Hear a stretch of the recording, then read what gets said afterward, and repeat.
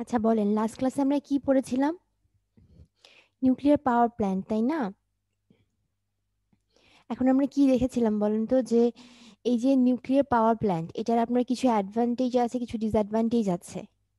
এখন আমাকে বলেন তো যে অ্যাডভান্টেজ কি কি, মনে করে একটা একটা করে বলেন, যে আমরা কি কি রিজনে এই নিউক্লিয়ার পাওয়ার প্ল্যান্ট ইউজ করতে চাইবো, নিউক্লিয়ার পাওয়ার প্ল্যান্ট ইউজ করে পাওয়ার জেনারেট করতে চাইবো। কি কি মনে হচ্ছে আপনাদের?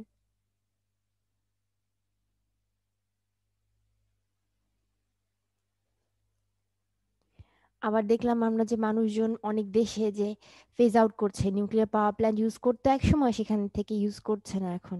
যেগুলো এক্সিস্টিং পাওয়ার প্ল্যান্ট সেগুলো অফ হয়ে যাচ্ছে। কি মনে হচ্ছে আপনাদের যে মানে অ্যাডভান্টেজ কি কি, ডিসঅ্যাডভান্টেজ কি কি হতে পারে বলেন? অ্যাডভান্টেজ কি হতে পারে? যে আপনার এখানে ফুয়েল কস্টটা হচ্ছে অনেক কম, তাই না? আর কি বলেন, মনে করেন একটু একটু করে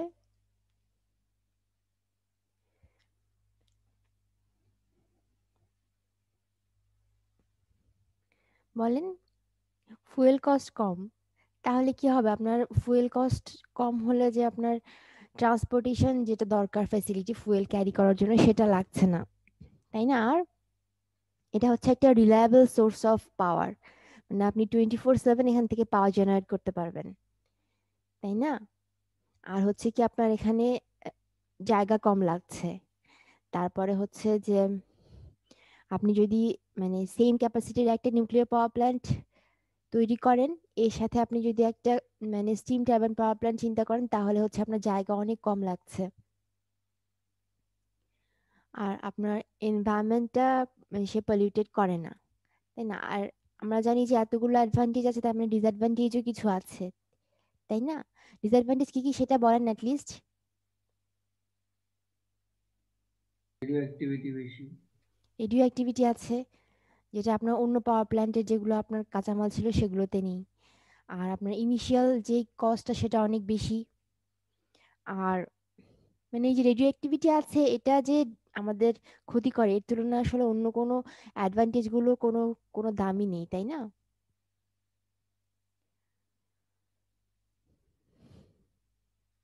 আর হচ্ছে যে আপনার যেগুলো মানে ওয়েস্ট ম্যাটেরিয়াল, এই পাওয়ার প্ল্যান্টের মানে কাঁচামাল থেকে যেগুলো ওয়েস্ট ম্যাটেরিয়াল তৈরি হয়, সেগুলো দিয়ে আপনার কি হয় যে নিউক্লিয়ার উইপন তৈরি করা যায়।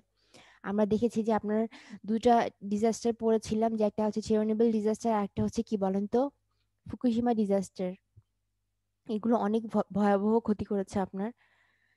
ফুকুশিমাটাতে অত ক্ষতি হয়নি, কিন্তু চেরনোবিল যেটা ডিজাস্টার, সেখানে আমাদের অনেক ক্ষতি হয়েছে। এবং এই রেডিয়েশনটা এখনো চলছে আপনার 2065 পর্যন্ত, দেখেন এটা রেডিয়েশন থাকবে, তাই না? এগুলো আমরা দেখেছিলাম।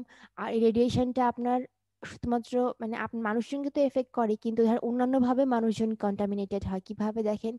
এই যে যে সোর্সটা থেকে আপনার রেডিয়েশন শুরু হলো, সেটা আপনার অবশ্যই ওয়াটার সোর্সে যে মিশবে, সেখান থেকে আপনার দেখেন এই যে ওয়াটারটা আবার এই যে গ্রাউন্ড অ্যাবজর্ব করবে, এই যেগুলো পানিতে প্রাণী আছে সেগুলো আপনার এখান থেকে রেডিও অ্যাক্টিভিটির শিকার হবে, আবার এই যে ফসলে যাবে, আলটিমেটলি মানুষজনই এফেক্টেড হবে সবভাবেই এই রেডিয়েশন থেকে। তারপর আমরা এখানে দেখেছিলাম যে এটা দেখিনি, মানে সাইট সিলেকশনটা কেমন ছিল, এটা এখান থেকে আজকে আর আমার পড়া শুরু হচ্ছে। দেখেন যে কি কি জিনিস আপনি লক্ষ্য রেখে সাইট সিলেক্ট করবেন। একটা নিউক্লিয়ার পাওয়ার প্ল্যান্ট যে আপনি তৈরি করবেন, সেখানে সাইট সিলেকশনের জন্য কি কি জিনিস দরকার বলেন তো, আপনাদের কি মনে হচ্ছে? যেমন এখানে আপনার ফুয়েল লাগছেই না বলতে গেলে, যে মানে ফুয়েল কস্ট খুবই কম। আপনি যদি ইউরেনিয়াম ইউজ যেটা করছেন, সেটা যদি একবার ইউজ করা শুরু করেন, সে যখন রিয়াকশন করবে, যখন হিট জেনারেট করবে, সেটা আপনি অনেক বছরের পর বছর ইউজ করতে পারবেন, তাই না? সেগুলো আপনার মানে কয়েক বছর পর পর আবার চেঞ্জ করতে হয়। এই জন্য আপনার যেহেতু বছর চলে যাচ্ছে, এই জন্য আপনার কিন্তু ফুয়েল কস্ট অনেক কম। আচ্ছা, এখন ধরেন কোল ফায়ার্ড পাওয়ার প্ল্যান্টে কি হতো, যে আপনার রেল ফ্যাসিলিটি রাখা লাগছে। যে প্ল্যান্টটা আপনি সিলেক্ট করবেন, যেখানে আমি কোল ফায়ার্ড পাওয়ার প্ল্যান্ট তৈরি করব, সেখানে আপনার রেল ফ্যাসিলিটি কেন লাগছে? কারণ আপনার যেই ফুয়েলটা ক্যারি করে নিয়ে আসতে আপনার রেল ফ্যাসিলিটি লাগছে। কিন্তু এখানে সেরকম প্রবলেমগুলো নেই, যে আপনার রেল ফ্যাসিলিটি লাগবে আশেপাশে বা এরকম কিছু। কিন্তু প্রবলেম হচ্ছে কি, যে আপনার অন্যান্য পাওয়ার প্ল্যান্ট যেই হিট জেনারেট করে, তার চেয়ে বলেন তো নিউক্লিয়ার পাওয়ার প্ল্যান্ট অনেক বেশি হিট জেনারেট করে না? এই যে ফিশন যে বিক্রিয়াটা হচ্ছে, সেটার জন্য কিন্তু অনেক বেশি হিট জেনারেট হচ্ছে। এই জন্য কিন্তু আপনার মানে কুল করতেও আপনার আগের তুলনায় অনেক বেশি ওয়াটার দরকার। তাই কিনা বলেন তো? আগে যেমন আপনার কুলিং ওয়াটার দরকার ছিল, বলেছিলাম যে আগে যেই কুলিং ওয়াটার দরকার, যেই কুলিং টাওয়ার দরকার, সেটার তুলনায় এখন আপনার অনেক বেশি রিকোয়ারমেন্ট। কুলিং টাওয়ারও অনেক বেশি বড় হতে হবে, আর আপনার যেই পানি সেটাও অনেক বেশি হতে হবে আগের তুলনায়। কারণ যেহেতু আপনার বেশি হিট ডিসিপেট করছে তারা, তাহলে তাকে ঠান্ডা করতেও অনেক বেশি আপনার ওয়াটার লাগবে, কুলিং ওয়াটার বেশি লাগবে। এই জন্য অবশ্যই আপনার এমন একটা জায়গা সিলেক্ট করতে হবে যেখানে আপনার ওয়াটার সাপ্লাই যেন ভালো হয়, মানে অনেক বেশি পরিমাণে ওয়াটার অ্যাভেলেবেল থাকে। এখন যদি আপনি চিন্তা করেন যে আপনি পাশাপাশি কোল ফায়ার্ডও একটা পাওয়ার প্ল্যান্ট তৈরি করেছেন, এর পাশে আপনি নিউক্লিয়ার পাওয়ার প্ল্যান্ট তৈরি করতে চাচ্ছেন, তাহলে প্রবলেম হবে কি? পানি নিয়ে টানাটানি লাগবে না? যে ওখানেও আপনার পানি লাগছে, এখানেও পানি লাগছে, আবার এখানে আপনার পানির মানে অনেক বেশি পরিমাণ দরকার হচ্ছে কুলিং ওয়াটার যেটা। সেই জন্য আপনার অন্যান্য পাওয়ার প্ল্যান্ট থেকে একটু দূরে হলেও দূরে হলেই ভালো। হাইড্রো হোক বা কোল ফায়ার হোক, যেটাই হোক, যে আপনার যেন কুলিং ওয়াটারের অ্যাভেলেবিলিটি ঠিক থাকে। এই জন্য আপনার কি, যে অন্যান্য পাওয়ার প্ল্যান্ট থেকে একটু দূরে হলেই ভালো, সেটা বলেছে এখানে। আর হচ্ছে কি, যে আপনি যে রিঅ্যাক্টর গুলো ইউজ করবেন, নিউক্লিয়ার রিঅ্যাক্টর গুলো, সেগুলো অনেক হেভি হয়, বুঝছেন? মানে 1 লাখ টনস পর্যন্ত হয়, এত ভারী ভারী হয় নিউক্লিয়ার রিঅ্যাক্টর গুলো। এই জন্য আপনি যে জায়গাটা সিলেক্ট করবেন সেটা যেন আপনার সেই ভার নিতে পারে, এরকম জায়গা সিলেক্ট করতে হবে। হ্যাঁ, আপনি বড় একটা নিউক্লিয়ার রিঅ্যাক্টর বানালেন, সেটা তলিয়ে গেল, সেটা আপনার মানে ভূমি ধসে গেল, সেটা হলে হবে না। ঠিক আছে? আপনাকে জাস্ট যে জায়গাটা আপনি সিলেক্ট করবেন সেটা যেন আপনার নিউক্লিয়ার রিঅ্যাক্টরের ভার সহ্য করতে পারে, এরকম হতে হবে।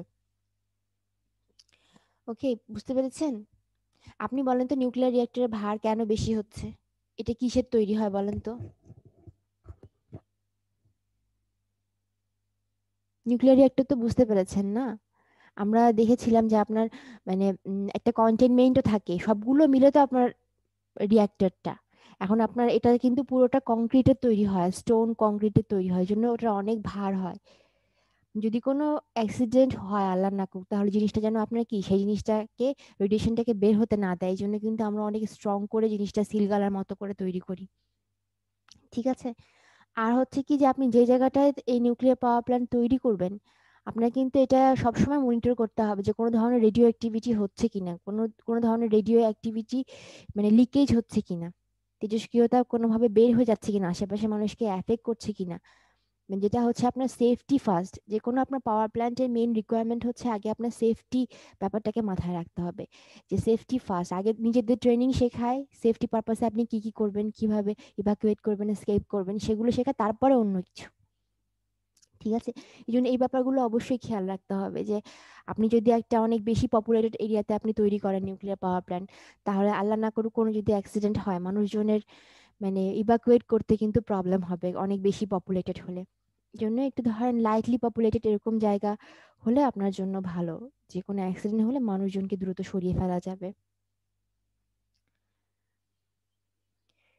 এখন দেখেন এই যে নিউক প্ল্যান্টস আছে একটা, এটা আমেরিকার একটা জায়গা। এখানে কি হয়েছে দেখেন, যে আপনার যত দিন যাচ্ছে, এখানে পাওয়ার প্ল্যান্ট আছে কিন্তু, হ্যাঁ নিউক্লিয়ার পাওয়ার প্ল্যান্ট আছে, দিন যাচ্ছে ওদের আশেপাশে এরিয়াটা আরো বেশি পলিউটেড হচ্ছে, সরি পপুলেটেড হচ্ছে। পপুলেটেড হচ্ছে মানে কি, লোক সংখ্যা আগের তুলনায় অবশ্যই বেড়েছে। কিন্তু প্রবলেম হচ্ছে যে আগে যেমন সিস্টেমটা ছিল, ইভাকুয়েশন বলেন বা এসকেপের জন্য যে ধরনের সিস্টেম ছিল, যে ধরনের রাস্তা ছিল, ওগুলো একটুও চেঞ্জ হয়নি। আর এখানে আপনার মানে ইউএস গভর্নমেন্টের কোনো মাথা ব্যথাও নেই, যেগুলো আমার লোকজন বেড়েছে যেহেতু, এত বেশি লোকজন বেড়েছে, তাহলে আমি এই ইভাকুয়েশনের প্রসিডিওরটা একটু মডিফাই করি, যে কিভাবে ইভাকুয়েট করবে, বা রাস্তাগুলো একটু চওড়া করি, এগুলো কিছু করা হচ্ছে না। ঠিক আছে? এখন ধরেন যে এখানে যে ওরা ইনভেস্টিগেশন করে দেখেছে যে অলমোস্ট এই যে নিউক সাইটের আপনার 75% জায়গা জুড়ে রেডিও অ্যাক্টিভিটি লিকেজ হচ্ছে। ওরা এটা ইনভেস্টিগেশন করে দেখেছে, মানে কোনো না কোনো ভাবে মানে রেডিও অ্যাক্টিভ রে পাওয়া যায়। ঠিক আছে? এগুলো কিন্তু ক্ষতি হচ্ছে, কিন্তু আমরা বুঝতে পারছি না আশেপাশে আসলে কি কি ধরনের ক্ষতি হচ্ছে। এগুলোর এফেক্টটা ধরেন মানে কোনো না কোনো ভাবে মানুষজন অনেক বছর পরে যেয়ে বুঝতে পারে যে হ্যাঁ এগুলোর জন্য হয়তো ক্যান্সার বেশি হচ্ছে। এখন দেখেন মানুষের অনেক বেশি ক্যান্সার হচ্ছে, অনেক ধরনের রোগ হচ্ছে আগের চেয়ে বেশি, যেগুলো সেগুলো কিন্তু এগুলোরই ফল। ঠিক আছে? এই জন্যই তো সব দেশ এখন রিনিউয়েবলের দিকে ঝুঁকছে, ফেজ আউট করছে, কোল ফায়ার পাওয়ার প্ল্যান্ট থেকে ফেজ আউট করেছে মোস্ট অফ দ্য কান্ট্রিজ। তারপরে ধরেন যে নিউক্লিয়ার পাওয়ার প্ল্যান্ট অনেক কান্ট্রিতে এটা বেআইনি, যে কোনোভাবে আপনি নিউক্লিয়ার পাওয়ার প্ল্যান্ট তৈরি করতেই পারবেন না। ঠিক আছে, এগুলো হচ্ছে আপনার সাইট সিলেকশনের ব্যাপার। আর হচ্ছে কি দেখেন, এখানে কিছু এই যে নিউক্লিয়ার পাওয়ার প্ল্যান্ট তৈরি করার জন্য কিছু আমাদের এই যে নিউক্লিয়ার ফিজিক্সের কিছু পার্ট আছে, এগুলো একটু দেখেন। আপনারা কি আছেন? Yes, জি ma'am. ম্যাম। আচ্ছা, দেখেন তাহলে নিউক্লিয়ার ফিজিক্সে কিছু পোর্শন আছে, এগুলো একটু লক্ষ্য করেন। এগুলো আমরা ছোটবেলা থেকে পড়ে এসেছি। একটা অ্যাটমিক স্ট্রাকচার এখান থেকেই শুরু করা হচ্ছে। দেখেন, অ্যাটম হচ্ছে কি বলেন তো? যে কোনো একটা মেটেরিয়ালের সবচেয়ে ক্ষুদ্রতম অংশটা হচ্ছে অ্যাটম। কিন্তু আমরা কি জানি বলেন তো, অ্যাটমই সবচেয়ে ক্ষুদ্রতম না? এটাকে ভাঙলেও আবার কি কি পাওয়া যায় বলেন, অ্যাটমকে ভাঙলেও?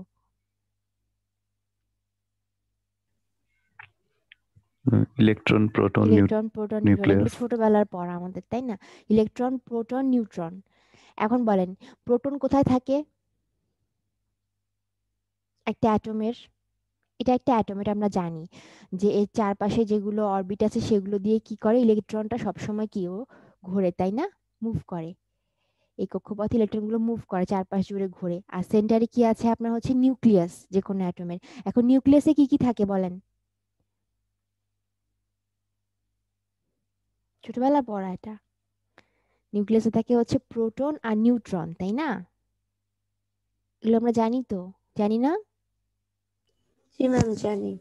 এগুলো তো অনেক ছোটবেলার পড়া। এখন বলেন, এই যে প্রোটন, সেই প্রোটনটা কি ধরনের চার্জ ক্যারি করে? ইলেকট্রন কি ধরনের চার্জ ক্যারি করে? আমি তো বাচ্চাদের পড়া জিজ্ঞেস করছি আপনাদের। বলেন, নিউট্রন কি ধরনের চার্জ ক্যারি করে, প্রোটন আর ইলেকট্রন কি ধরনের চার্জ ক্যারি করে বলেন? নিউট্রন কোনো চার্জ ক্যারি করে না, প্রোটন পজিটিভ আর electron negative. Negative charge carry, এগুলো আমরা জানি। হ্যাঁ, এখন দেখেন, এগুলো আসলে বেসিক কিছু বলে তারপরে ডিটেইলে যাব আমরা। আচ্ছা, দেখেন, একটা অ্যাটম কিন্তু ইউজুয়ালি কি হয় বলেন তো, ইলেকট্রিক্যালি নিউট্রাল হয় না? সে কিন্তু কোনো চার্জ ক্যারি করে না। একটা ম্যাটেরিয়াল যে ধরেন অনেকগুলো অ্যাটম দিয়ে তৈরি, আপনি কোনো ম্যাটেরিয়ালকে কোনো একটা জায়গায় রেখে দিয়েছেন, মানে সেটা কিন্তু ইলেকট্রিক্যালি নিউট্রাল থাকে, কোনোভাবেই সে কি কোনো চার্জ ক্যারি করছে না। এখন ধরেন আপনার এই যে একটা অ্যাটম, এই অ্যাটমের যে ওয়েট আছে, এই ওয়েটটাকে সাধারণত আপনার কিভাবে মানে প্রকাশ করা হয়? মানে একটা তো হচ্ছে কেজি দিয়ে প্রকাশ করা হয়, যে মাস অফ ইলেকট্রন কত, বা প্রোটনের মাস কত, নিউট্রনের মাস কত, এগুলো আমরা জানি, তাই না? বলেন তো সবচেয়ে ছোট কোনটা এখানে তিনটার মধ্যে? ইলেকট্রন, প্রোটন, নিউট্রনের মধ্যে সবচেয়ে ছোট কোনটা বলেন? কার মাস সবচেয়ে কম? ইলেকট্রনের না প্রোটনের না নিউট্রনের? Electron mass. ইলেকট্রনের মাস সবচেয়ে কম, আর প্রোটন আর নিউট্রন হচ্ছে অলমোস্ট কাছাকাছি, তাই না এদের মাস? এগুলোকে প্রকাশ করা হয় কি আপনার কেজি দিয়ে প্রকাশ করা হয়, যেমন আরেকটা আপনার কি আছে ইউনিট, সেটা হচ্ছে অ্যাটমিক মাস ইউনিট, যেটা আমরা জানি, তাই না? বলেন তো, এএমইউ যেটা, এটা হচ্ছে কি যে 1/6 অফ অক্সিজেন অ্যাটমের, সেটার সাথে কম্পেয়ার করা হয় অ্যাটমিক মাস ইউনিটকে। এই যে দেখেন, এগুলো তো আপনারা জানেন অলরেডি। এটা হচ্ছে কি আপনার ইলেকট্রনের ম্যাস, এই যে এটা 9.108 পড়েছিলাম না এখানে? ইলেকট্রনের মাস কত দেখেন, 9.107 লেখা আছে এখানে, ইন্টু 10⁻³ কেজি। ঠিক আছে, এটাকে যদি আপনি অ্যাটমিক মাস ইউনিটে কনভার্ট করেন, কিভাবে কনভার্ট করবেন বলেন তো? এটা কি, 1/6 গুণ করে দেব। আবার বলেন, বুঝিনি। এই যে এখানে অ্যাটমিক ম্যাস ইউনিটটা আসলে কি আপনার 1/6 ওয়েট অফ অক্সিজেন অ্যাটম। এখন অক্সিজেন অ্যাটমের ওয়েট কত বলেন তো আমাকে? অক্সিজেন অ্যাটমের ওয়েট সাধারণত আপনার এরকম হয় যে 2.656 ইন্টু 10⁻⁻26 কেজিতে আমি যদি কনভার্ট করি, এরকম হয়। ঠিক আছে, আপনি এইটাকে যদি 16 দিয়ে ভাগ করেন, তাহলে কি পাবেন বলেন তো? ওয়ান অ্যাটমিক ম্যাস ইউনিট পাবেন না? এই ওয়ান অ্যাটমিক ম্যাস ইউনিটটা কি বলেছে দেখেন, 1 AMU ভাবে লিখি আমরা, 1/6 Times weight of the oxygen atom. এটা হচ্ছে অক্সিজেন অ্যাটমের ওয়েট। একে যদি 16 দিয়ে ভাগ করেন কত পাবেন? কার কাছে ক্যালকুলেটর আছে?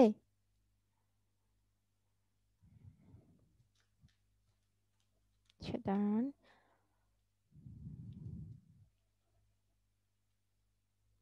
এরকম পাওয়া যাচ্ছে দেখেন।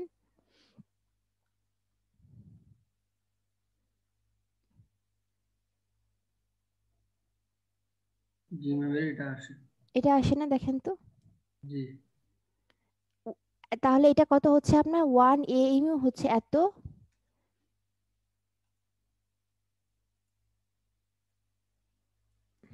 ঠিক আছে, এত কেজি।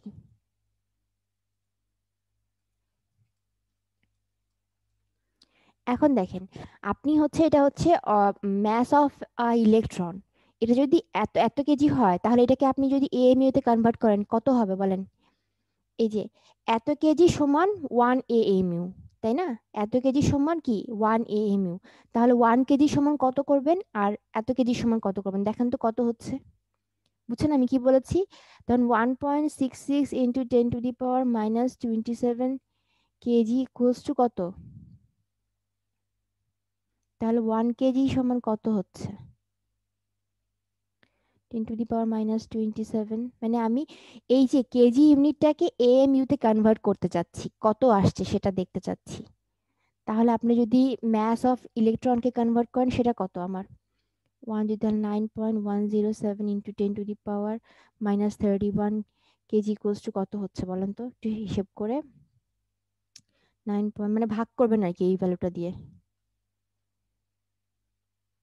ইন্টু 10⁻⁻27 ভাগ করছি আমি 10731 কে যদি আপনি 1.66, দেখেন এরকমই আসে। জিরো এই যে পয়েন্ট 0.00548 আসে, এখানে 0.0054 পর্যন্ত লিখেছে, তাই না? এভাবেই আপনি সবগুলোকে কনভার্ট করতে পারেন কিসে দেখেন, AMU তে। এই যে ম্যাস অফ আ প্রোটন, এটা ধরেন অলমোস্ট কি এটা সমান না, এই যে দেখেন 1.66, এটাও কিন্তু 1.67। এটাকে আপনার 1 AMU একটু বেশি আসে যদি আপনি এই জিনিসটাকে, এই ভ্যালুটাকে যদি আপনি AMU তে কনভার্ট করেন এভাবে, মানে এটা এই ম্যাস অফ প্রোটনকে যদি এই ভ্যালুটা দিয়ে ভাগ করেন, তাহলে আপনি AMU তে কনভার্ট করলে আপনার 1.00 সামথিং আসে। সেটাকে অ্যাপ্রক্সিমেটলি 1 AMU ধরেছে। মানে একটা প্রোটনের মাসকে বলা বলা হচ্ছে কি আপনারা বলেন তো, 1 অ্যাটমিক ম্যাস ইউনিটের সমান, অ্যাপ্রক্সিমেটলি রাউন্ড অফ করে ধরেছে, ঠিক আছে? আবার ঠিক আপনার কি একটা নিউট্রনের ম্যাসটাও কি আমরা জানি, প্রোটনের মাস আর নিউট্রনের মাস কিন্তু সমান, তাই না? অলমোস্ট একটু ফ্র্যাকশন আছে। তাহলে সেখানেও আপনি দেখবেন যে এই দুটোকে আমরা অ্যাপ্রক্সিমেটলি 1 AMU ধরতে পারি। আচ্ছা, এখন দেখেন একটা অ্যাটমের ওয়েট কি, কিন্তু অলমোস্ট আপনার কি ধরা যায় যে ম্যাস অফ নিউট্রন আর প্রোটনের ম্যাসের যোগফলের সমান। এটা আসলে অলমোস্ট বলা হচ্ছে কেন জানেন? কারণ হচ্ছে যে আপনার এই যে প্রোটন আর নিউট্রনের যদি আপনি ইন্ডিভিজুয়াল ওয়েট চিন্তা করেন, ইন্ডিভিজুয়াল ওয়েট চিন্তা করে আপনি যদি দুটো যোগ করেন ইন্ডিভিজুয়াল ওয়েট, তাহলে যে ভ্যালুটা পাবেন, যদি আপনি দুটোকে কম্বাইন করেন, যখন আপনার সে একটা কি একটা অ্যাটম ফর্ম করছে, নিউক্লিয়াসে আছে, তখন কিন্তু দেখবেন যে আগের ওয়েটটা পাচ্ছেন না, আগের ওয়েটের চেয়ে কম ওয়েট পাচ্ছেন, তাই না? এই জন্য বলেছে হচ্ছে আপনার অলমোস্ট সমান। কেন কম পাচ্ছেন? কারণ ওই যে ওরা দুজন কম্বাইন্ড হচ্ছে, কম্বাইন করতে গেলে কিছু এনার্জি রেডিয়েট হচ্ছে ওদের মধ্যে, কাইনেটিক এনার্জি আকারে কিছু এনার্জি লস হয়, এই জন্য আপনার কি হচ্ছে, আর আমরা জানি হচ্ছে এনার্জি আপনার আর মাস হচ্ছে ইন্টারচেঞ্জেবল, তাই না? এই জন্য আপনার কি বলছি যে আমার যে অলমোস্ট সমান হচ্ছে একটা অ্যাটমিক ওয়েটের, সেটা হচ্ছে কি নিউট্রনের প্রোটনের ওয়েটটা যোগফল। এটা মনে রাখেন যে একটা প্রোটনের মাসকে আমরা কি বলছি 1 AMU, যেমন একটা নিউট্রনের মাসকে আমরা কি বলছি 1 AMU। কনভার্সনটা একটু লক্ষ্য রাখবেন, ঠিক আছে, কিভাবে করতে হয়। আচ্ছা, এখন আসেন আমরা কিছু ডেফিনেশন পড়বো, নিউক্লিয়ার ফিজিক্সে যাচ্ছি আমরা, ডেফিনেশন কিছু পড়ে পড়ে আগাচ্ছি। পরে আলটিমেট আমার ডেস্টিনেশন হচ্ছে কিভাবে আপনার ওই যে ফিশন বিক্রিয়াটা হচ্ছে, ঠিক আছে, কিভাবে হিট জেনারেট করছে আর কি। আচ্ছা দেখেন, কিছু ডেফিনেশন আছে, তার মধ্যে প্রথম ডেফিনেশনটা হচ্ছে আমার আইসোটোপ। আইসোটোপ কি আমরা ছোটবেলা থেকে জানি, তাই না? বলেন তো আইসোটোপ কি? আইসোটোপ হচ্ছে একটা ম্যাটেরিয়াল ধরেন বিভিন্ন ফর্মে থাকতে পারে এনভায়রনমেন্টে, তাই না? সেটা কি আপনার ধরেন যে এমন এলিমেন্ট যাদের আপনার কি, যে প্রোটন সংখ্যা সেম কিন্তু নিউট্রন সংখ্যা হচ্ছে ডিফারেন্ট ডিফারেন্ট, তাই কি না বলেন তো? মনে পড়ছে আইসোটোপের কথাটা? যে যে মানে একটা এলিমেন্টের বিভিন্ন ফর্ম আসলে একটা আইসোটোপ, সেটা হচ্ছে কি যে তাদের আপনার প্রোটন সংখ্যাগুলো সেম হবে, এই যেটা অ্যাটমিক নাম্বার যেটা সেগুলো সেম, কিন্তু আপনার ডিফারেন্ট কি হবে, এদের নাম্বার অফ নিউট্রন এই সংখ্যাটা ডিফারেন্ট, সেগুলোকে বলা হচ্ছে তাদের আইসোটোপ। যেমন ইউরেনিয়ামের জন্য কিন্তু আপনার ধরেন অনেকগুলো আইসোটোপ আছে। ইউরেনিয়াম 238 একটা আইসোটোপ, দেখেন এর আইসোটোপ কি হচ্ছে ইউরেনিয়াম 235, ইউরেনিয়াম 234। এখানে দেখেন সবগুলোর আপনার অ্যাটমিক নাম্বার যেটা সেটা হচ্ছে 92, মানে সবগুলোর হচ্ছে আপনার প্রোটনের সংখ্যা কিন্তু সেম, কিন্তু নিউট্রনটা কি বলেন তো, নিউট্রনটা এখানে আমরা বিয়োগ করি না, এটা এই যে 234 থেকে 92 বিয়োগ করলে কত পাবেন, যে দেখেন ইউরেনিয়াম 234 এর জন্য 142টা নিউট্রন আছে, তাহলে 235 এর জন্য 143টা নিউট্রন আছে, আর 238 এর জন্য 146টা নিউট্রন আছে। তার মানে নিউট্রন সংখ্যাটা ডিফারেন্ট হতে পারে, কিন্তু আপনাদের কি ওদের অ্যাটমিক নাম্বারটা বা প্রোটন সংখ্যাটা হচ্ছে সেম। ঠিক আছে, এগুলোকে বলা হচ্ছে আপনার আইসোটোপ। এগুলো হচ্ছে আমার ইউরেনিয়াম নিয়ে আমরা কনসেন্ট্রেশন দিচ্ছি কেন, কারণ হচ্ছে আমার ইউরেনিয়াম ম্যাটেরিয়ালটাই আমরা ওই যে নিউক্লিয়ার ফিশন বিক্রিয়া ইউজ করছি হিট জেনারেশনের জন্য পাওয়ার প্ল্যান্টে, সেজন্য। আচ্ছা, এখন দেখেন ন্যাচারাল ইউরেনিয়াম কি কি আছে আমাদের এনভায়রনমেন্টে, হচ্ছে ইউরেনিয়াম 238, এটা হচ্ছে আপনার ন্যাচারালি ইজিলি পাওয়া যায় ইউরেনিয়াম 238, কিন্তু এর মধ্যে কি কি থাকে দেখেন তো,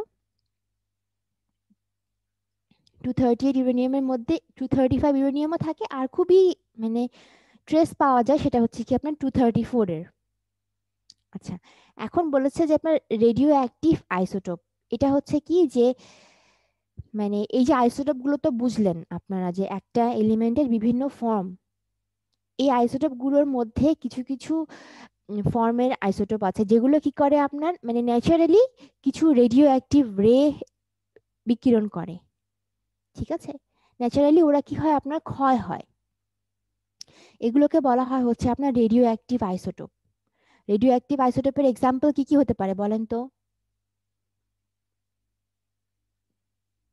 একটু আগেই তো পড়লেন আপনারা যে আইসোটোপ গুলো কি কি হতে পারে, আমরা এখানে ইউরেনিয়াম নিয়ে বেশি কনসার্ন কেন সেটাই তো বললাম, যে এই রেডিও অ্যাক্টিভ আইসোটোপ কি হতে পারে।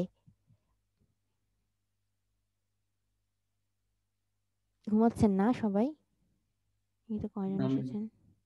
না ম্যাম, রেডিও অ্যাক্টিভ আইসোটোপ আপনার ইউরেনিয়ামের যে আইসোটোপ গুলো আছে হ্যাঁ 238 এর বাদে, 238 তো নর্মালটা, 235 তারপর আরো যে 235ই ইউজুয়ালি, তাই না আপনার 234 ওরকম ভাবে আসলে আপনার রেডিও অ্যাক্টিভিটি মানে হয় না। আর হচ্ছে আপনার আরো কি ম্যাটেরিয়াল আছে বলেন তো, ইউরেনিয়াম, থোরিয়াম, রেডিয়াম এগুলো হতে পারে। ঠিক আছে, এটা হচ্ছে আপনার নেচারে মানে আনস্টেবল অবস্থায় থাকে, ওরা চায় হচ্ছে কি আপনার যে মানে কিছু রেডিও অ্যাক্টিভ রে বিকিরণ করে স্টেবল পজিশনে আসতে।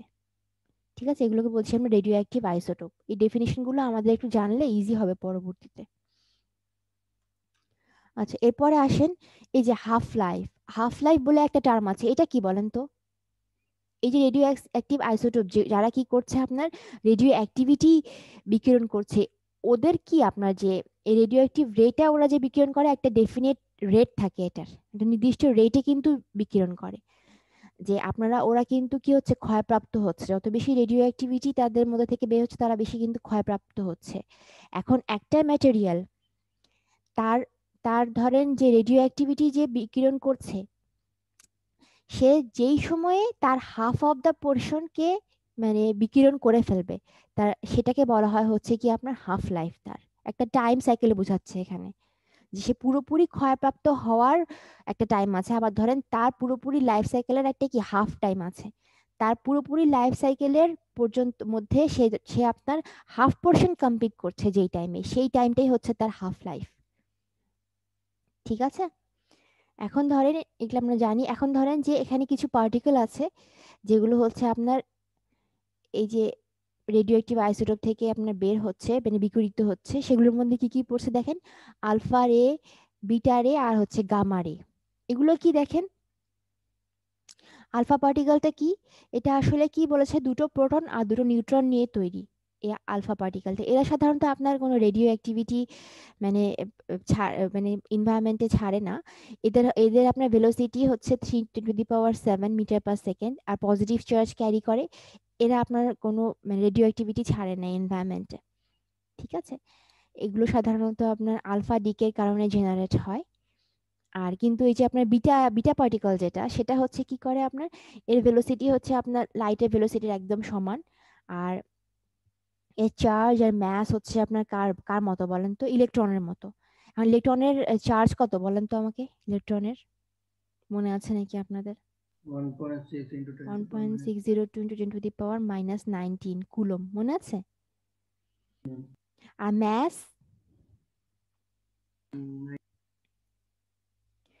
এত কেজি, তাই না? -31, 9.108 10⁻31 কেজি। এটা ছিল, তার মানে বিটা পার্টিকলস, এটা হচ্ছে কি আপনার মানে অলমোস্ট নিউক্লিয়াস, মানে সরি ইলেকট্রনের চার্জ আর ম্যাস সে ক্যারি করছে। আর এটার ভেলোসিটি হচ্ছে লাইটের ভেলোসিটির সমানই, কিন্তু তাদের কিন্তু কিছু মানে রেডিও অ্যাক্টিভিটি প্রপার্টি আছে। মানে তারা ধরেন রেডিও অ্যাক্টিভ রে মানে মানুষের মধ্যে আপনার কি করে, যে পেনেট্রেট করে, এই রে গুলো তেজস্ক্রিয়তা কিছু প্রদর্শন করে। আর একটা হচ্ছে আপনার গ্যামা রে। গ্যামা রে কি হচ্ছে, এটাও একটা হচ্ছে এক ধরনের ইলেকট্রোম্যাগনেটিক ওয়ে। এরা কি করে আপনার, এদের সব প্রপার্টি সেম হচ্ছে এক্স রের মতো। এখন এক্স রে বলেন তো আমাদের জন্য ক্ষতিকর না অনেক? এটা তো সবাই জানেন যে আমাদের কিন্তু এক্স রে করতে মানা করে, তাই না বলেন তো? যে অনেক বেশি এক্স-রে করা ভালো না, যে আপনার শরীরের কিন্তু যেই সেলগুলো আছে ওগুলো ক্ষয়প্রাপ্ত হয়, ধ্বংস হয় এক্স-রেটা শরীরের মধ্য দিয়ে পাস করলে। এই গ্যামা রে হচ্ছে আপনার এক্স-রে যেরকম সেরকম প্রপার্টি ফলো করে। এখন তাদের ওয়েভলেন্থটা যদিও এক্স-রের চেয়ে কম, তাদের ভেলোসিটিটা কম তুলনামূলকভাবে, কিন্তু ধরেন তাদের এনার্জি লেভেলটা অনেক বেশি। ঠিক আছে? এখন এই যে আপনি যদি মানে রেডিও অ্যাক্টিভিটি অনুসারে চিন্তা করেন, দেখেন বলেছে যে আপনার বিটা আলফার চেয়ে হচ্ছে বিটার রেডিও অ্যাক্টিভিটি প্রপার্টি বেশি, বা বিটার চেয়ে হচ্ছে গামার সবচেয়ে বেশি। যে তেজস্ক্রিয়টা প্রকাশ করে হচ্ছে সবচেয়ে বেশি হচ্ছে গামা। ঠিক আছে? এখন যদি এখান থেকে গামা রে বিকিরিত হচ্ছে, সেখানে কিন্তু আপনার অনেক বেশি পরিমাণে শিল্ড করা দরকার আর কি। ঠিক আছে? ওই যে কন্টেইনমেন্ট, আপনারা দেখবেন যে নিউক্লিয়ার ফিশন বিক্রিয়া কিন্তু অনেকগুলো গ্যামা রে বের হয়। গ্যামা রে যেখান থেকে বের হয় সেখানে আপনার আবরণটা এমন ভাবে দিতে হবে যে যেন এটা আপনার বাইরে আসতে না পারে। বাইরে আসলেই কিন্তু সে মানুষের ক্ষতি করবে, এনভায়রনমেন্টের ক্ষতি করবে। ঠিক আছে? এখন দেখেন এই জিনিসটা একটু লক্ষ্য করেন ভালো করে। সবাই কি আছেন? জি ম্যাম। আচ্ছা, সরি, এটা দেখতে পাচ্ছেন সবাই? জি ম্যাম দেখা এটা একটু দেখেন, আমি বলবো একটু লিখলে ভালো হয়, তারপর একটু দেখেন। আচ্ছা দেখেন, আইনস্টাইন কি বলেছেন আপনার, ম্যাস আর এনার্জি কিন্তু ইন্টারচেঞ্জেবল। এই যে উনি যে একটা সূত্র আবিষ্কার করেছেন, এটা তো সবাই জানেন না, E=mc²। ইটা সেখানে কি, ইটা হচ্ছে আপনার এনার্জি, এমটা হচ্ছে ম্যাস, আর সিটা হচ্ছে আপনার কি, স্পিড অফ লাইট, লাইটের ভেলোসিটি যেটা। ঠিক আছে? এখন দেখেন, আমরা একটু আগে দেখে এসেছি, মনে আছে যে ওই যে ম্যাস অফ নিউট্রন আর প্রোটন কত, মনে আছে? একটু আগে যে করলাম, যে আপনার কেজিতে দেয়া ছিল কত, যে 1 কত এসেছিল বলেন তো, 1.672 একটা ইন্টু 10⁻⁻27 কেজি। এটাকে যদি আমরা এই যে অ্যাটমিক ম্যাস ইউনিটে কনভার্ট করি, দেখলাম না যে কত হলো, 1 AMU হলো। কিসের এটা 1 AMU? ম্যাসটা কিসের ম্যাস বলেন তো, বলেন? এটা ম্যাম প্রোটন প্রোটন। বা নিউট্রনের, তাই না? আমরা কাছাকাছি ধরলাম, মানে অ্যাপ্রক্সিমেট করে আমরা কাছাকাছি ধরলাম। এখন দেখেন, আমরা কি বলছি, আমরা বলছি না, আইনস্টাইন বলছেন যে ম্যাস আর এনার্জি হচ্ছে ইন্টারচেঞ্জেবল। তাহলে আপনি এনার্জির জায়গায় এখানে ম্যাস বসাতে পারবেন। এখন যদি আমরা এখানে এনার্জির জায়গায় 1 AMU বসাই, ঠিক আছে, এটা কিসের, আমরা দেখলাম যে এই ম্যাসটা হচ্ছে কিসের, আপনার নিউট্রন বা প্রোটনের। ধরেন প্রোটনের কথাই আমরা চিন্তা করি যদি, এখন আমি এখানে প্রোটনের ম্যাসটা বসালাম, সেটা বসানোর পর এখানে কি করছি দেখেন, এম এর জায়গায় আমি বসিয়েছি হচ্ছে প্রোটনের কেজির ওয়েটটা, ম্যাসটা। আর সি বসিয়েছি হচ্ছে আমি লাইটের ভেলোসিটি। এটা স্কোয়ার করলে দেখবেন এরকম একটা ভ্যালু আসে। দেখেন তাহলে এখানকার আমরা কি বলতে পারবো, যে একটা প্রোটনের এনার্জি কত, সেটা হচ্ছে আপনার মানে 1.494 × 10⁻10 জুল। এখন দেখেন, আমরা 1 ইলেকট্রন ভোল্ট কি সেটা জানি না, বলেন তো? 1 ইলেকট্রন ভোল্ট মানে এখানে আমার উদ্দেশ্য হচ্ছে কি আসলে জানেন, যে এই যে ক্যালকুলেশনটা থেকে আমরা যেটা করছি সেটা হচ্ছে যে আপনার মানে অ্যাটমিক ম্যাস ইউনিটের সাথে ইলেকট্রন ভোল্টের একটা রিলেশন তৈরি করার চেষ্টা করছি। ঠিক আছে, ইলেকট্রন ভোল্টটা কি বলেন তো, মনে আছে নাকি আপনাদের? 1 ইলেকট্রন ভোল্ট আপনি কাকে বলবেন?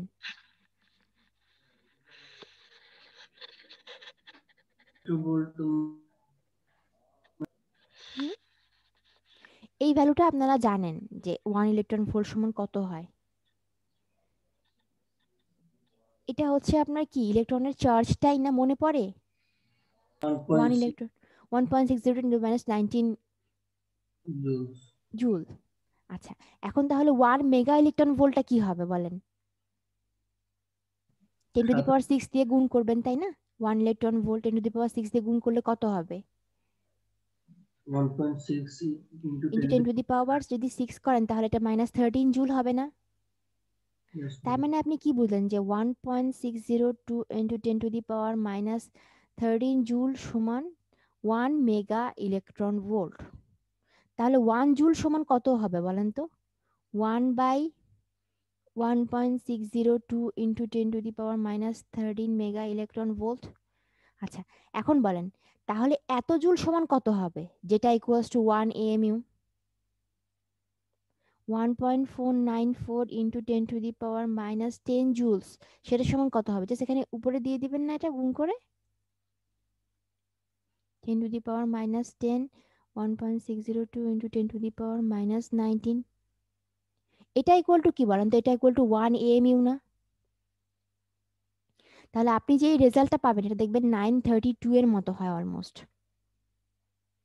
ঠিক আছে, 1 AMU যদি এখান থেকে বের করেন তাহলে 1 অ্যাটমিক ম্যাস ইউনিটের সাথে মেগা ইলেকট্রন ভোল্টের রিলেশনটা হচ্ছে এরকম। ঠিক আছে, কোনো অঙ্কে আপনার আসতে পারে যে এরকম করে যে 1 অ্যাটমিক ম্যাস ইউনিট সমান কত মেগা ইলেকট্রন ভোল্ট। ঠিক আছে, এটা আপনাকে বের করতে বললো, তাহলে আপনি এই ক্যালকুলেশনটা পুরোটাই দেখাবেন যে আপনার মানে ম্যাস অফ প্রোটন কত হচ্ছে, সেখান থেকে আপনি 1 AMU সমান কত জুল সেটা বের করলেন। ঠিক আছে, আমরা যদি জানি 1 ইলেকট্রন ভোল্ট সমান এত জুল, মানে হচ্ছে কি যে আপনি একটা ইলেকট্রনকে মুভ করলে যদি 1 ভোল্ট পরিমাণ ভোল্টেজ তৈরি হয়, সেটার জন্য আপনার যে পরিমাণ এনার্জি দরকার সেটা হচ্ছে আপনার 1 ইলেকট্রন ভোল্ট আসলে। তাই ইলেকট্রনের চার্জটাই, এখান থেকে আপনি এটাকে মেগা ইলেকট্রন ভোল্টে কনভার্ট করলেন, তারপরে আপনার কি হচ্ছে অ্যাটমিক ম্যাস ইউনিটে নিয়ে গেলেন ফাইনালি। ঠিক আছে, তাহলে কনভার্সনটা একটু আপনারা লিখে একবার প্র্যাকটিস করেন। এটা কি বুঝছেন কনভার্সনটা? আপনি কি ঘুমিয়ে ঘুমিয়ে ক্লাস করছেন না? জি ম্যাম, বুঝতে পারছি। আচ্ছা, দেখেন এখানে আরো কিছু ডেফিনিশন আছে। ম্যাস ডিফেক্ট, এই ম্যাস ডিফেক্ট জিনিসটা কি বলতে পারবেন কেউ? যে আমি অলরেডি বলেছি যে ধরেন আপনি একটা নিউট্রন আর প্রোটনকে, যদি আপনি জানেন যে নিউট্রন প্রোটন মিলে নিউক্লিয়াসটা তৈরি করছে একটা অ্যাটমের, আমরা ধরি যে অ্যাটমের মাসটা অলমোস্ট তার নিউক্লিয়াসের ম্যাসের সমান।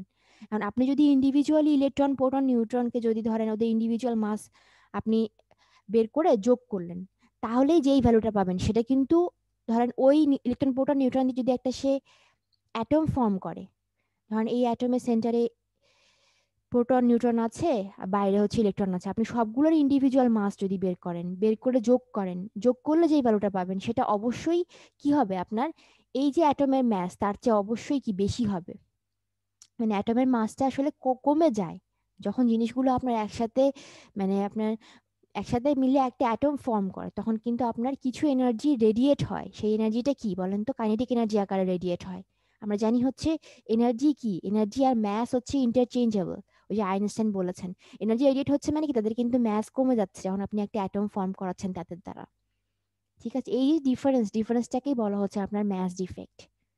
বুঝতে পেরেছেন?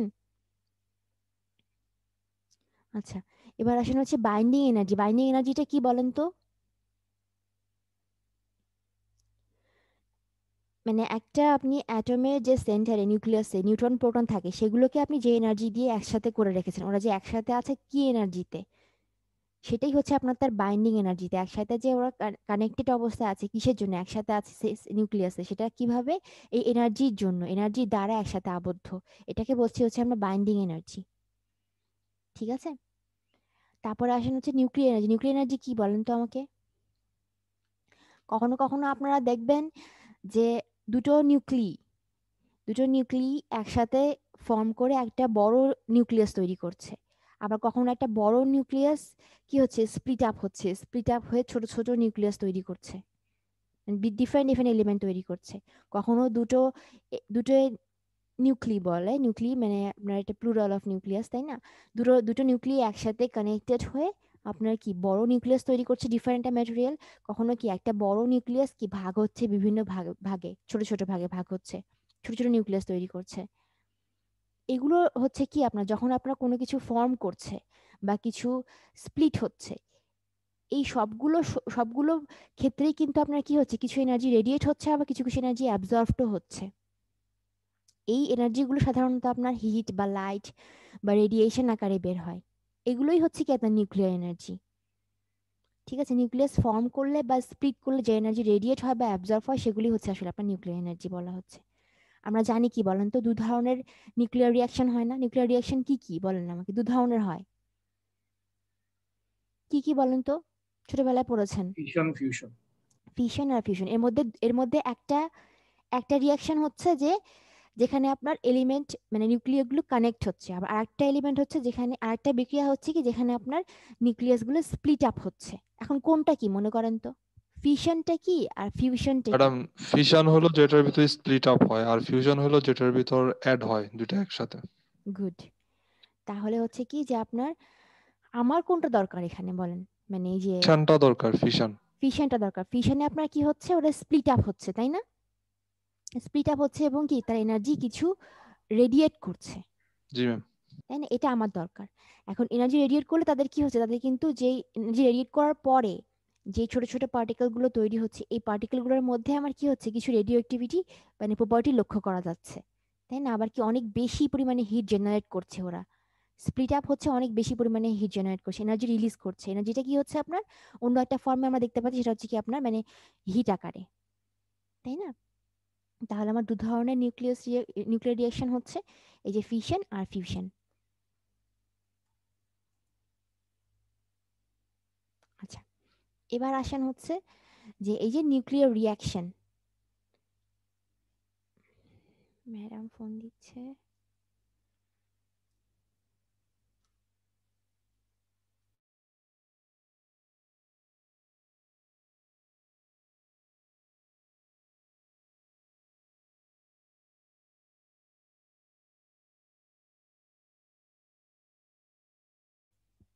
সরি। আচ্ছা বলেন, এখন এখানে কি বলেছে যে আপনার মানে আপনি কিভাবে একটা নিউক্লিয়ার রিঅ্যাকশন শুরু করতে পারেন, কতগুলো এখানে প্রসেস আছে, তার মধ্যে প্র্যাকটিক্যালি আসলে আপনার এই যে লাস্টের প্রসেসটা দিয়েই তৈরি মানে করা হয় নিউক্লিয়ার রিঅ্যাকশনটা, মানে ইনিশিয়েট করা হয়। এখন দেখেন তিনটা প্রসেস আছে এখানে লেখা। প্রথমটা কি লেখা আছে বলেন তো? আপনি একটা নিউক্লিয়ার রিঅ্যাকশন শুরু করবেন, আপনার দরকার হচ্ছে কি নিউক্লিয়াসকে ভাঙা, কোনো একটা বড় নিউক্লিয়াসকে অথবা ছোট ছোট নিউক্লিয়াসগুলোকে একসাথে করা। তাহলে আপনার কি অনেক বেশি শক্তি দরকার না? অনেক কিন্তু এনার্জি দেওয়া দরকার। এখন সেটা আপনার কি আপনি তিন ভাবে দিতে পারেন। প্রথমটা হচ্ছে কি বলেছে, বাই এক্সিলারেটিং নিউক্লি। আপনি ধরেন একটা নিউক্লিয়াসকে, এটা আপনার টার্গেট নিউক্লিয়াস, একে আপনি ভাঙতে চাচ্ছেন, যদি কোনোভাবে এটাকে ভাঙতে চান, স্প্লিট আপ করতে চান, তাহলে আপনার কি করতে হবে, আপনি অন্য একটা এলিমেন্টের নিউক্লিয়াসকে ধরেন, সেটাকে আপনি এক্সিলারেট করতে পারেন, এক্সিলারেট করে পরে এটাকে আপনি হিট করতে পারেন। ঠিক আছে? কিন্তু কিন্তু এটা সাধারণত কোনো প্র্যাকটিক্যাল ইম্পর্টেন্স নেই, এইভাবে কিন্তু কোনোভাবেই আপনার নিউক্লিয়ার রিঅ্যাকশন শুরু করা হয় না, ইনিশিয়েট করা হয় না। সেকেন্ড ওয়েটা লক্ষ্য করেন, এখানে বলেছে by increasing the temperature. Temperature increase করলে কি হবে বলেন তো?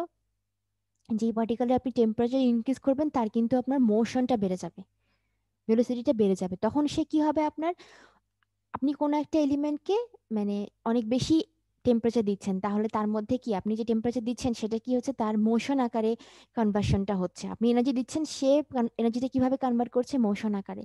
তাহলে আপনার যে ধরেন যেগুলো বাইন্ডিং এনার্জি দিয়ে সে কোনো একটা নিউক্লিয়াসে আবদ্ধ বা কোনো একটা অ্যাটমে আবদ্ধ, সেখান থেকে সে বের হয়ে আসতে পারবে। তার মোশনটা এমন হবে যে আপনার সে যেখানে আবদ্ধ বাইন্ডিং এনার্জি দিয়ে, সেই এনার্জিটাকে আপনার সে ওভারকাম করে বের হয়ে আসতে পারবে। ঠিক আছে? এভাবে কিন্তু আপনার নিউক্লিয়াস আপনি স্প্লিট আপ করতে পারেন। কিন্তু এটা আপনার সাধারণত এটা মানুষজনের পক্ষে করা সম্ভব হয় না। এটা সাধারণত আপনার মানে সূর্যে হয় যেটা, সেটা সেখান থেকে হয়। কিন্তু এটা এটা ইউজুয়ালি মানে মানুষরা করতে পারে না। ঠিক আছে, আপনি টেম্পারেচার বাড়িয়ে এটা করা খুবই ডিফিকাল্ট। যেটা প্র্যাকটিক্যাল ইম্পর্টেন্স আছে সেটা হচ্ছে আপনার বাই বোম্বার্ডিং নিউট্রন, মানে হচ্ছে কি আপনি কোনো একটা নিউক্লিয়াস আপনার কাছে আছে, সেখানে যদি আপনি কোনো একটা নিউট্রন দিয়ে হিট আপ করেন, মানে তাকে যদি যদি নিউট্রন দিয়ে তাকে আঘাত করেন, তাহলে আপনার কি হবে? আমরা দেখেছি নিউট্রন দিয়ে আঘাত করলে সে কি হবে আপনার, সে আনস্টেবল হয়ে যায়। আনস্টেবল হয়ে যায় কেন? কারণ নিউট্রনটা কিন্তু ইজিলি আপনার যে কোনো অ্যাটমের মানে সেন্টারে চলে যেতে পারে। কারণ কি আমরা জানি নিউট্রনটা কি বলেন তো, যে তার কোনো আধান নেই, তাই না? সে কিন্তু ইলেকট্রিক্যালি নিউট্রাল, কোনো চার্জ ক্যারি করে না।